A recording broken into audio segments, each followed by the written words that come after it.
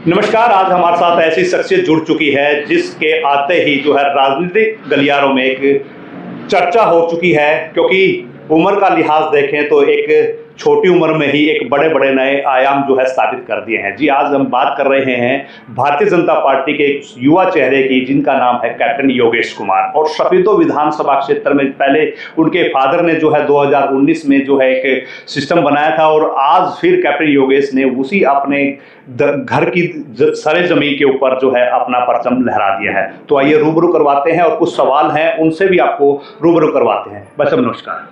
नमस्कार भाई जी।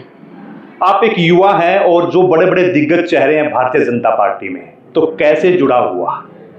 सबसे पहले उज्ज्वल दर्पण और न्यूज़ वाणी के जो दर्शक हैं उनको मेरा हाथ जोड़ के नमस्कार। भारतीय जनता पार्टी सबसे पहले सबकी पार्टी है, ये किसी व्यक्ति विशेष की पार्टी नहीं है, ना ही इसमें कोई परिवारवाद है।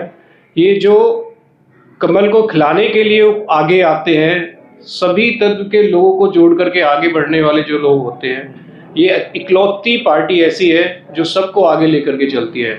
और इसीलिए एक स्लोगन भी दिया गया है भारतीय जनता पार्टी की तरफ से, सबका साथ, सबका विकास और सबका विश्वास।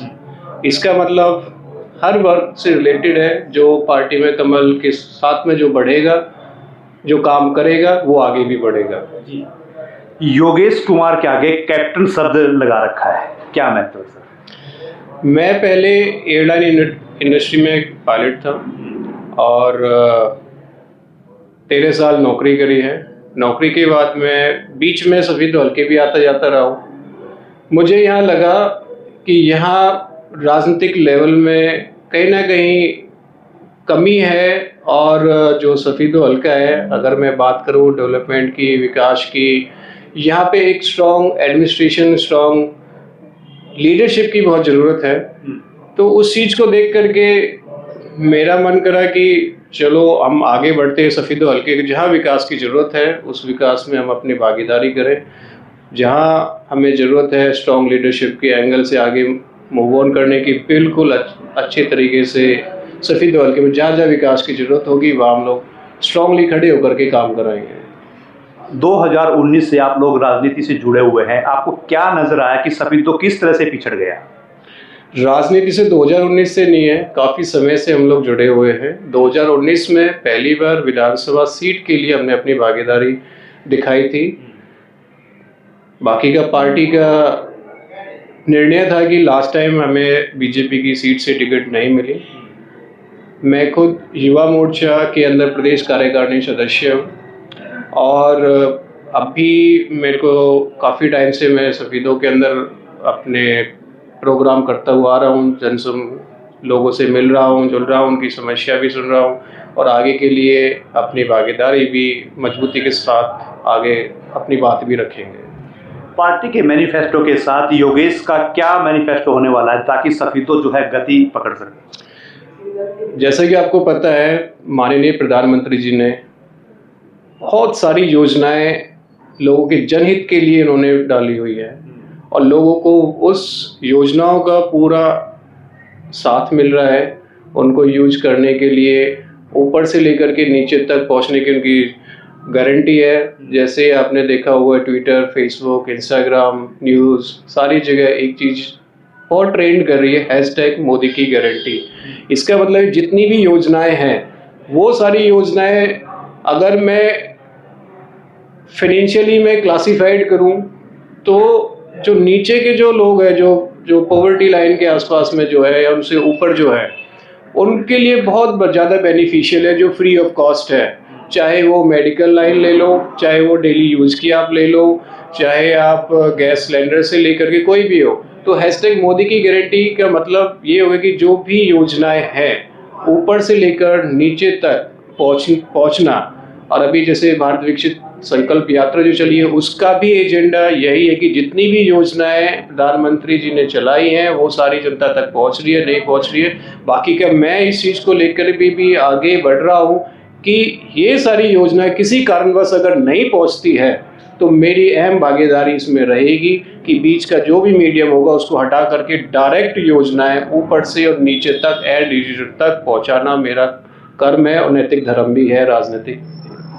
कैप्टन साहब, आप युवा हैं और 13 साल नौकरी करके आए हैं। आजकल अक्सर देखा जाता है कि बेरोजगारी जो है वो चरम सीमा पर है। किस तरह से यहाँ पर इंडस्ट्रियल एरिया बनाया जाए ताकि युवाओं को ज़्यादा से ज़्यादा रोजगार मिल सके? इंडस्ट्रियल एरिया डेफिनेटली, कोई भी एरिया है तो उस एरिया की जो ऑल ओवर जो डेवलपमेंट है उस पर फ़र्क पड़ेगा ही पड़ेगा। साथ ही साथ यहाँ सफ़ीदों में जो मैंने देखा है कि मैक्सिमम एग्रीकल्चर के ऊपर ही सारे व्यवसाय हैं। अगर इंडस्ट्रियल एरिया यहाँ पे इस्टेब्लिश होता है तो उसके एसोसिएट में, उसके बराबर में काफ़ी सारे प्रोजेक्ट और भी आएंगे जहाँ के लोगों को बिजनेस के लिए एक बहुत अच्छी खासी अपॉर्चुनिटी मिलेगी।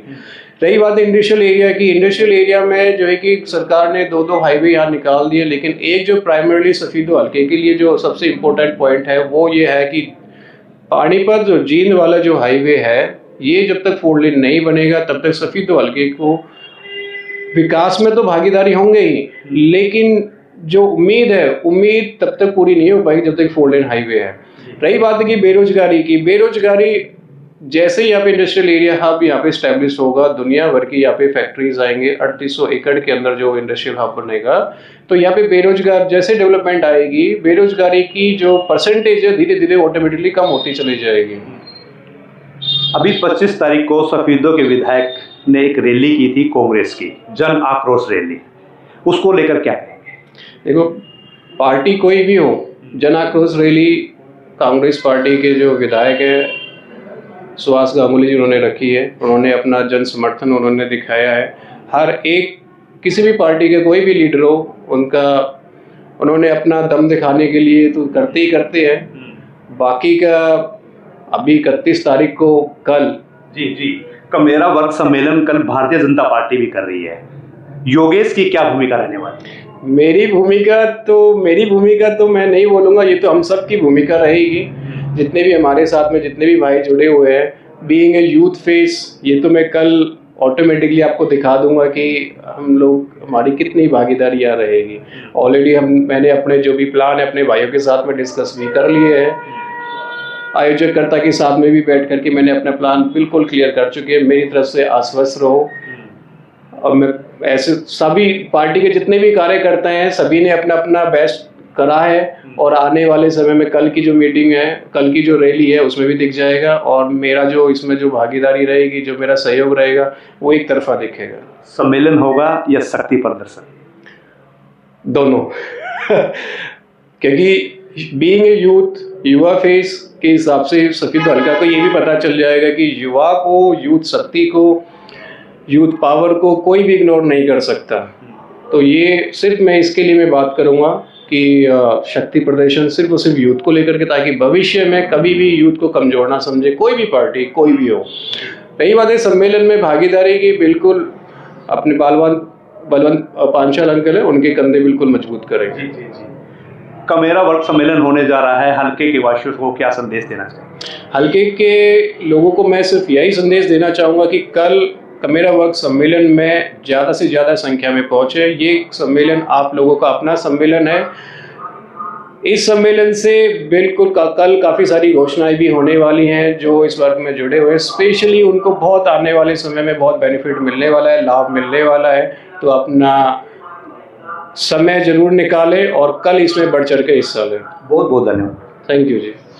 तो अभी कैप्टन योगेश कुमार, जो कि भारतीय जनता पार्टी के एक युवा चेहरे हैं, जो सफ़ीदों में अपनी ताल ठोकते नजर आ रहे हैं, और कल जो है सफ़ीदों के अंदर का मेरा वर्ग सम्मेलन होने जा रहा है। उसमें सम्मेलन होगा या शक्ति प्रदर्शन हो तो बाद की बात है, लेकिन 13 साल नौकरी करने के बाद जो है युवाओं को आगे बढ़ाने के लिए सफ़ीदों से जो है अपनी पॉलिटिकल कैरियर एज ए युवा के तौर पर, युवा नेता के तौर पर जो है उन्होंने शुरू किया है। और मेरा वर्ग सम्मेलन को लेकर उन्होंने पूरी रणनीति बना दी है, जो कि कल पर्दे के ऊपर पूरी पिक्चर क्लियर हो जाएगी। तो फिर मिलते हैं एक नई अपडेट के साथ, तब तक के लिए धन्यवाद। जय।